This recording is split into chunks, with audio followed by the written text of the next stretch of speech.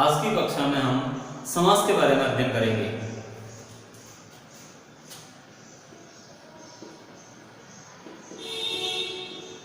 समास समास का शाब्दिक अर्थ होता है मिलना या जुड़ना। मिलना या जुड़ना। इसकी परिभाषा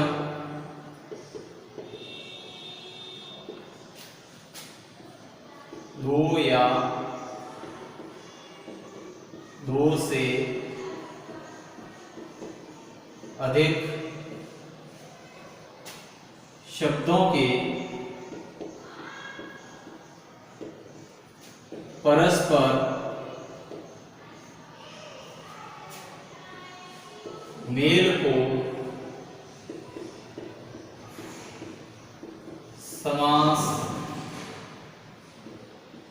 कहते हैं। जैसे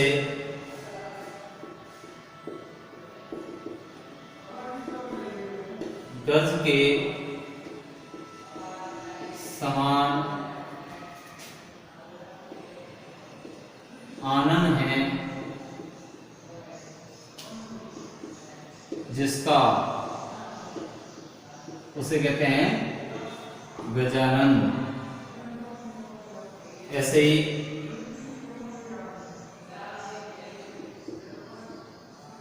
पांच वटियों का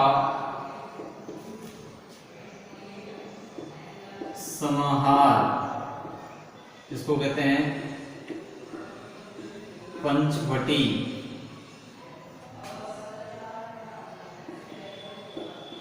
राजा का पुत्र, इसको कहते हैं राजपूत। तो इस प्रकार से अपन देखें तो समास दो या दो से अधिक शब्दों के परस्पर मेल को समास कहते हैं। शब्द दो या दो से अधिक होंगे, वो आपस में मिलेंगे, मिलकर एक शब्द बनाएंगे, उससे हम क्या कहते हैं? समास कहते हैं। जैसे अपन उदाहरण के तौर पर देखें तो गज के समान आनन वाला, उसको कहते हैं गजानन। गज के समान आनन वाला, उसको कहते हैं गजानन। तो इसमें ये जो अलग अलग शब्द थे, दो तीन शब्द थे, तीन चार शब्द मिलकर एक शब्द बनाते हैं। इसी प्रकार से दूसरा है पांच वटियों का समाहार। पांच वटियों का समाहार जहां पर होता है उसको हम पंचवटी कहते हैं। इसी प्रकार से अगला उदाहरण है राजा का पुत्र, तो उसको अपन कहते हैं राजपुत्र या राजपूत। राजपूत या राजपुत्र। तो राजा का जो पुत्र होता है उसको इस प्रकार से छोटे में लिखा जा सकता है। तो छोटे में लिखने के लिए इनको इस प्रकार से अपन काम में लेते हैं। तो समास का अर्थ भी होता है मिलना। मिलना का मतलब होता है संक्षेप बनाना, दो या दो से अधिक शब्दों को जोड़कर एक शब्द में बनाना। तो ये समास कहलाता है। इससे आगे अपन इसके प्रकार पढ़ेंगे। समास के 6 प्रकार होते हैं। समास के 6 प्रकार होते हैं।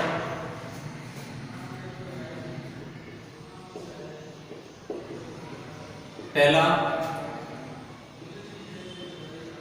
अव्ययी भाव समास। अव्ययी भाव समास।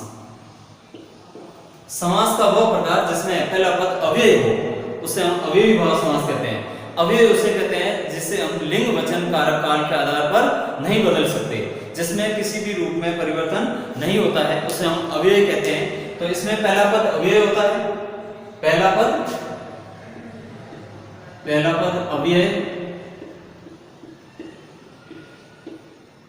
इसलिए इसको अव्ययी भाव समास कहते हैं। नाम से पता चल रहा है कि इसकी परिभाषा ऐसे करने की, पहला पद अव्यय होता है, उसे हम अव्ययी भाव समास कहते हैं। जैसे उदाहरण के तौर पर मैं ले सकता हूं भरपेट, भरपूर, भरसक, आजन्म, आजीवन, इस प्रकार से। दूसरा आपका इसका प्रकार है वो है तत्पुरुष समास। तत्पुरुष समास में कारक चिन्हों का लोप रहता है। कारक चिन्हों का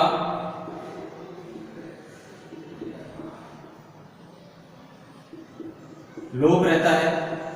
जैसे राजपुत्र आया था, अभी मैंने बताया उदाहरण में राजपुत्र, राजपूत, इस प्रकार के जो शब्द है ग्रामगत, हस्तलिखित, तो ये सारे इसमें आते हैं। क्यों? क्योंकि इनमें कारक चिन्हों का लोप रहता है। जब समास विग्रह करेंगे तब कारक चिन्ह लगेंगे। और तीसरा जो इसका प्रकार है वो है कर्मधारय। कर्मधारय समास, इसमें पहला पद विशेषण, पहला पद विशेषण होता है व दूसरा पद विशेष्य होता है। दूसरा पद विशेष्य, इससे पहले अपन विशेषण विशेष्य पढ़ चुके हैं, यानी पहला पद दूसरे पद की विशेषता बताता है। छोटे रूप में कहूं तो कर्मधारय समास में पहला पद दूसरे पद की विशेषता बताता है, उसे हम विशेषण विशेष्य संबंध भी कह सकते हैं। जैसे महात्मा, महर्षि, महान है आत्मा जो, महान है ऋषि जो, इस प्रकार से समास विग्रह करने के पश्चात इसके पीछे जो लगेगा। महान है ऋषि जो, महान है आत्मा जो। इसी प्रकार से अगला इसका जो उदाहरण है तो प्रकार है वो है द्वंद्व समास। द्वंद्व समास, इसमें दोनों पद प्रधान होते हैं, दोनों पद प्रधान होते हैं। जैसा कि इसको याद रखने का ट्रिक भी है कि द्व ध्व दोनों एक जैसे हैं, यानी दोनों पद प्रधान होते हैं। दोनों पद एक जैसे होते हैं, इनमें कोई छोटा या बड़ा नहीं होता। जैसे माता पिता, दादा दादी, नाना नानी, दाल रोटी, ताऊ ताई, ये सारे इस प्रकार से उदाहरण इसमें रहते हैं जिसमें दोनों पद बराबर होते हैं। एक को भी बड़ा, एक को भी छोटा, या एक को खास, एक को आम नहीं बता सकते।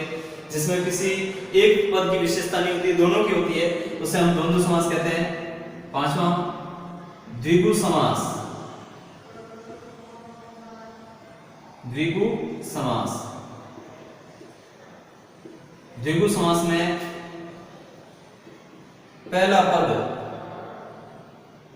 संख्यावाची होता है। पहला पद संख्यावाची होता है।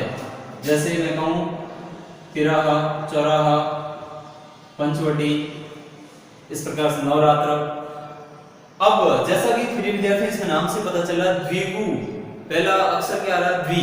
तो द्वि शब्द है, जो द्वि को देखा जाए तो संख्यावाची शब्द है। संस्कृत में द्वि दो को कहा जाता है, तो संख्यावाची है। अर्थात इसमें द्विगु समास में पहला पद संख्यावाची होता है। पहला पद संख्यावाची होता है, जैसे तिराहा, चौराहा, पंचवटी, नवरात्रि। तो इस प्रकार से ये सारे उदाहरण इसमें रहते हैं। और छठा जो इसका प्रकार है वो है बहुव्रीहि समास। बहुव्रीहि समास, बहुव्रीहि समास में न तो पहला पद प्रधान होता है, न दूसरा पद प्रधान होता है, एक अन्य अर्थ प्रदान होता है। न तो पहला पद प्रदान है, न दूसरा पद प्रदान है, तो एक कोई अन्य अर्थ निकलेगा, वो अर्थ प्रदान होगा। अर्थ प्रदान होगा कैसे? जैसे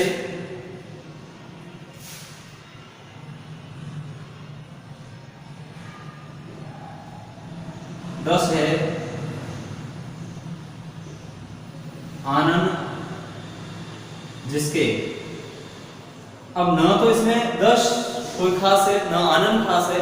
इसमें खास होगा, इसका जो अर्थ होगा वो प्रधान वो होगा, वो है दशानन।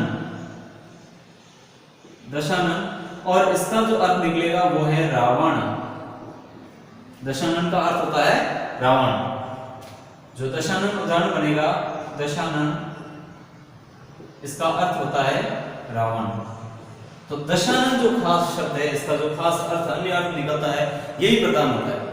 इसी प्रकार से जितने भी देवी देवताओं के उदाहरण, ये पर्यायवाची कह सकते हैं अपन, पर्यायवाची जितने भी है वो इसमें बहुव्रीहि समास के उदाहरण होते हैं। जैसे वीणापाणी, श्वेतांबर, चंद्रचूड़, महादेव, तो ये सारे शब्द इसमें आते हैं बहुव्रीहि समास में। इस प्रकार से आज का ये अपना समास का टॉपिक जो कि इस प्रकार से यहाँ पूरा होता है। धन्यवाद।